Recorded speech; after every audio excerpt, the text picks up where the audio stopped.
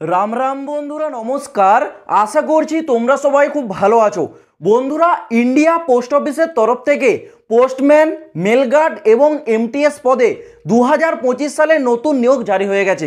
হ্যাঁ বন্ধুরা, ঠিকই শুনেছো। এই নিয়োগ সংক্রান্ত অফিসিয়াল নোটিফিকেশন গত দুদিন আগেই পাবলিক করে দেওয়া হয়েছে। প্রমাণস্বরূপ তোমরা নোটিফিকেশনটাকে দেখে নাও, আমি স্ক্রিনে লাগিয়ে দিচ্ছি। এই নিয়োগ সংক্রান্ত যে অফিসিয়াল নোটিফিকেশন আউট হওয়ার পর থেকেই আজ থেকে দুদিন আগেই তোমাদের ফর্মটাও আবেদন শুরু হয়ে গেছে। পুরো ভিডিওটা দেখো, কমপ্লিট ইনফরমেশন আমি তোমাদেরকে ক্লিয়ার করে দেবো। নোটিফিকেশনটা কোথা থেকে পাবে সেটাও আমি তোমাদেরকে বলে দেবো। তো পুরো ভিডিওটা দেখো, একটু স্কিপ না করে। তো দেখো বন্ধুরা, পোস্ট অফিসের তরফ থেকে 2025 সালে নতুন নিয়োগ জারি করেছে, যেখানে পদ আছে এমটিএস, পোস্টম্যান, মেলগার্ড, তিনটে প্রকারের পোস্টে কিন্তু নিয়োগটা করাচ্ছে। সর্বপ্রথম তোমাদের ডেটগুলো ক্লিয়ার করে দিই। এই নিয়োগের ফর্মটা আবেদন গত 2 দিন আগে থেকে শুরু হয়েছে, মানে 14ই জুলাই 2025 থেকে, এবং আবেদনটা চলবে আগামী 8/8/2025, মানে 8 আগস্ট 2025 পর্যন্ত তোমাদের আবেদনটা চলবে। আবেদন করার পর এখানে তোমাদের যে অ্যাডমিট কার্ড সেটা রিলিজ করা হবে 25 আগস্ট 2025-এ, এবং এই নিয়োগের যে এক্সাম সেটা হবে আগামী 31শে আগস্ট। বুঝতে পারছো, এই নিয়োগ প্রক্রিয়া খুব ফাস্ট করানো হবে। এটা জুলাই মাস, আগামী আগস্ট মাসের 31 তারিখেই তোমাদের এক্সামের ডেট কিন্তু মেনশন করে দিয়েছে। এই গেল তোমাদের ডেট। এইবার পোস্টের বিষয়টা একটু ক্লিয়ার করে দিই। দেখো, এখানে তোমাদের তিনটে প্রকারের আলাদা আলাদা পোস্ট আছে। একটা আছে পোস্টম্যান, আরেকটা আছে মেলগার্ড, আরেকটা আছে তোমাদের এমটিএস। পোস্টম্যান আর মেলগার্ড এই দুটো পোস্টের জন্য এলিজিবিলিটি ক্রাইটেরিয়া কিন্তু একই রকম। সেই ক্ষেত্রে দুটো পোস্টকে একসাথে লিখে দিয়েছি, পোস্টম্যান আর মেলগার্ড। এই দুটি পোস্টের যে এলিজিবিলিটি কন্ডিশন সেটা একেবারেই একই। তো কী কী এলিজিবিলিটি কন্ডিশন বলা আছে দেখো। সর্বপ্রথম এখানে বলেছে কোয়ালিফিকেশন 10 পাস থাকতে হবে, মানে মাধ্যমিক তোমাদের ন্যূনতম পাস করতে হবে।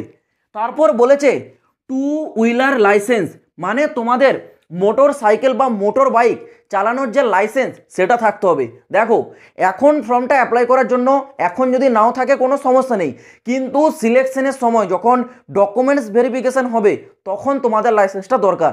তো যাদের নেই এখন অ্যাপ্লাই করো, আগামী 1 মাসের ভিতরে পেয়ে যাবে, কোনো সমস্যা নেই। তো সেই সময় কিন্তু তোমাদের লাইসেন্সটা লাগবে, এখন প্রয়োজন নেই, এখন না থাকলেও ফর্মটা অ্যাপ্লাই করতে পারবে।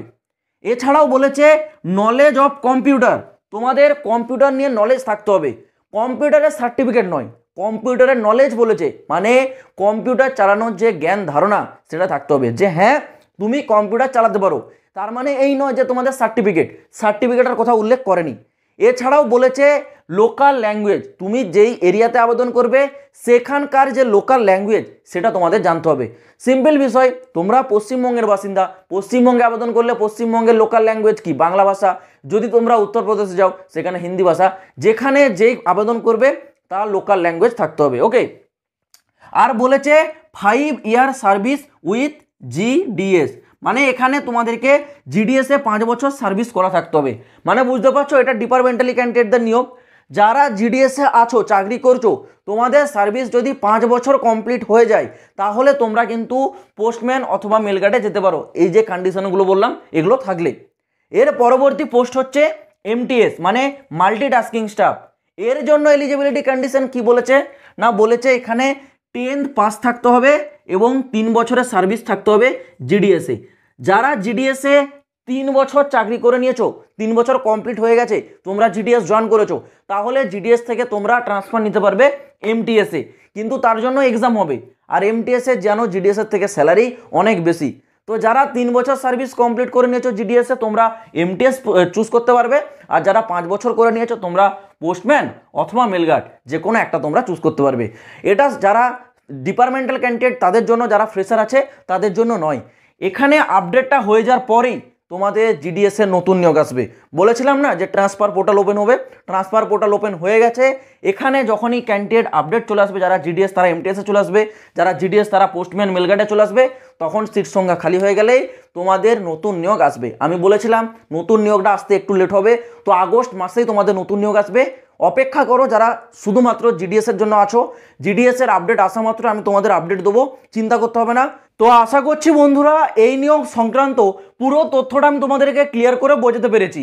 যেই সব ক্যান্ডিডেটরা এই নিয়োগে ফর্মটা আবেদন করবে অবশ্যই টেলিগ্রাম থেকে এই নিয়োগ সংক্রান্ত যে ফুল নোটিফিকেশন সেটা একবার ডাউনলোড করে দেখে নেবে। টেলিগ্রামের লিঙ্ক ভিডিও ডেসক্রিপশনে আছে, যাও নোটিফিকেশানটাকে ডাউনলোড করো। ওই নোটিফিকেশানে তোমাদের এক্সাম কোন কোন টপিক থেকে হবে, কি সিলেবাস থাকবে, সমস্ত কিছু ইচ অ্যান্ড এভরিথিং কিন্তু নোটিফিকেশানে উল্লেখ করা রয়েছে। তো নোটিশটাকে ডাউনলোড করে আগে দেখো, পড়ো, তারপর তোমরা ফর্মটা আবেদন করো। আর এরকমই প্রতিটা লেটেস্ট আপডেট পাওয়ার জন্য এই চ্যানেলটাকে সাবস্ক্রাইব করে রাখো। তো দেখা হচ্ছে বন্ধুরা পরবর্তী ভিডিওতে নতুন কোনো আপডেটের সাথে। জয় হিন্দ, বন্দে মাতরম।